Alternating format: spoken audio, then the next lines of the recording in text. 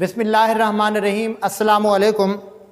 अज़ीज़ तलबा, मेरा नाम रियाज़ हुसैन पिताफ़ी है। मैं आपका उर्दू का टीचर हूँ। आज हम मज़मून पढ़ेंगे अल्लामा मोहम्मद इकबाल। आज मज़मून का हमारे पास दूसरा और आखिरी हिस्सा है जिसमें हम शायरी, अमली, सियासत और वफ़ात के बारे में पढ़ेंगे। इकबाल एक शायर या मुफ़क्किर ही नहीं थे, उनकी ज़िंदगी मिसाली शख्सियत की आईनादार है। बचपन, जवानी या बुढ़ापा हर ज़माने में नाकाबिल तस्ख़ीर रहे। इकबाल हमजहत औसाफ़ के मालिक हैं। कभी शायर फरवा हैं तो कभी शायर फ़ितरत, जो पहाड़ और गुलहरी, हिमालय, जुगनू और बुलबुल को शायरी का मरकज़ बनाते हैं। इकबाल का फ़लसफ़ा हयात मुसलसल हरकत पर मबनी है। उनके यहाँ सकून के मानी मौत के हैं। वो ज़िंदगी को रवां दवां और मुतहर्रिक देखना चाहते हैं। उनका कहना है कि कायनात की हर चीज़ मुतहर्रिक है, इंसान को अपनी ज़िंदगी का सबूत हलचल और हरकत से देना चाहिए। आपने मुसलमानों को तस्कीर कायनात का पैगाम दिया और कहा कि ये तमाम कायनात खुदा ने तुम्हारे लिए पैदा की है और कुदरत के तमाम ख़जाने तुम्हारे सामने खुले पड़े हैं। इनको मुसख्खर करो और अपने कब्ज़े तसर्रुफ़ में लाओ। मोहब्बत मुझे उन जवानों से है सितारों पे जो डालते हैं कमंद। मगरबी तहज़ीब से इकबाल को सख्त नफ़रत थी। उन्होंने इस समंदर में गोता ज़नी की थी। वो मगरब की साइंसी तरक्की, टेक्नोलॉजी और अक्ल व बसीरत की तारीफ़ तो खुले दिल से करते हैं, लेकिन अखलाकी गिरावट और पस्ती से हमेशा बेजारी का इजहार करते हैं।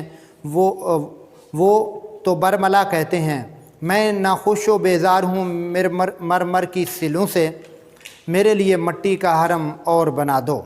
इकबाल इल्मी सैर चश्मों की तलब में यूरोप गए, मगर वहाँ भी जाकर इकबाल ही रहे कि जैसे बरगुज़ीदा माँ ने लोरियाँ दी थी और तसव्वुफ़ के अनवार से बहरावर बाप ने पाकीज़गी और फ़िक्र व अमल के आदाब सिखाए थे। इंग्लिस्तान से बारिटला और जर्मनी से PhD की डिग्री करके 1908 में वतन वापस आए। ये वो दौर था जब हिंदुस्तान के मुसलमान यूरोप के नज़रियाती और सियासी तहरीकों के शिकंजे में जकड़े हुए थे। इनके नज़दीक उनका यही एक हल था कि मुसलमान एक अलग वतन का मुतालबा करें ताकि मज़हब इस्लाम अपनी असल रूह के साथ बार आवर हो सके, क्योंकि मुसलमानों के मिली वजूद का इन्हसार वतन पर नहीं, सिर्फ़ मज़हब पर है।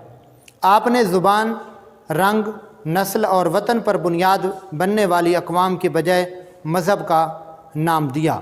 अपनी मिल्लत पर कयास अक़वाम मगरिब से न कर, ख़ास है तरकीब में कौम रसूल हाशमी।